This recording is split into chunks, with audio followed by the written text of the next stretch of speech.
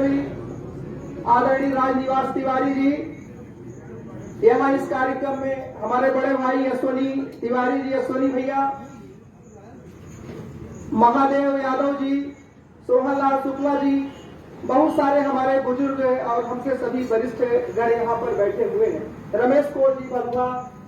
पे आए हैं और रमेश भैया सेवा दल से, हमारे बहुत दिन से लंबे समय से हम लोगों ने एक साथ कांग्रेस पार्टी में काम किया।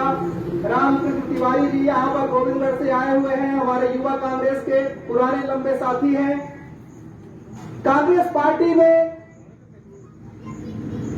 मेरी माने जब से मैंने राजनीति में कदम रखा, राजनीति में मेरी शुरुआत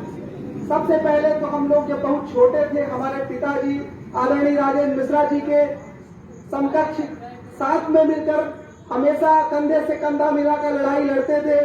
हम लोग भी जब छोटे थे, बचपना था, एक मन में भावना थी कि जब भी राजनीति में काम करेंगे, थोड़ा भी समाज सेवा के लिए अगर आगे आएंगे तो कांग्रेस पार्टी में काम करेंगे और आदरणीय राजेंद्र मिश्रा जी की लाइन पर हम लोग शुरुआत करेंगे। 2008 का विधानसभा का चुनाव था। विधानसभा चुनाव के पहले से मैंने राजनीति में कदम रखा, शुरुआत की। जिस दिन रायपुर करचुलियान में उमा भारती जी की सभा थी और वो फिर उसके बाद मुख्यमंत्री बनी थी, उसी दिन रामनई से मैंने सबसे पहले एक जनसभा करके आदरणीय मिश्रा जी की अगुवाई में, राजेंद्र मिश्रा जी के, मैंने शुरुआत की। उसके बाद मुझे जो कुछ भी मान सम्मान पूरे विधानसभा में, जिले में मिला, ब्लॉक कांग्रेस कमेटी का, युवा कांग्रेस का मुझे अध्यक्ष आदरणीय मिश्रा जी ने बनाया। पूरे विधानसभा में मुझे मिश्रा जी के साथ घूमने का मौका मिला, एक एक कार्यकर्ताओं से मिलने का सौभाग्य मिला। और जिस तरह से मैंने अपने जीवन में जितना शुरुआती दौर से 2007-8 से लेकर के और आज तक मैंने देखा, जो मेरा अनुभव कहता है, हम लोग जहां कहीं भी बैठते थे, महादेव चाचा जी यहाँ उमरी मढ़ी में दुकान खोले, जब कभी हम लोग अगर इस लाइन से गुजरते तो महादेव चाचा जी की दरबार जरूर करते थे। और एक लंबे समय से, इतना लंबा अरसा हो गया, 1980 में विधायक थे आदरणीय राजेंद्र मिश्रा जी, और जब 80 में वो विधायक थे तो हम लोग कहानियां सुनते थे, हम लोग छोटे छोटे थे। आज गुड़ विधानसभा में अगर रायपुर करचुलियान के चाहे कॉलेज की बात हो, चाहे गुड़ कॉलेज की बात हो, चाहे रायपुर तहसील की बात हो, चाहे गुड़ तहसील की बात हो, जो भी गुड़ विधानसभा में काम हुआ है, राजेंद्र मिश्रा जी के जमाने में उस समय पर जो काम हुआ,